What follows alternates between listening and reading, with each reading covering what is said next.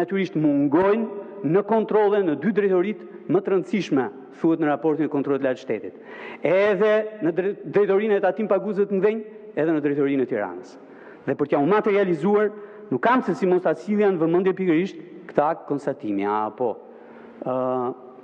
Gjobe. Vendosur në një biznes në Tiranë, në periferitë të saj, edhe doja t'ja u lexoja sepse me thënë drejtën më ka bërë shumë përshtypje. Në momentin e kontrollit thuhet, u vërtetua se nuk lëshon faturë tatimore, autofaturim për mallin Njomës, Gjiz, më Shqip, me çmim 229 lekë për njësi, në sasin 15.82 kg. Dhe gjoba është 820.000 lekë të reja, ose 8.2 milion lekë të vjetra. Për 15 kile Njomës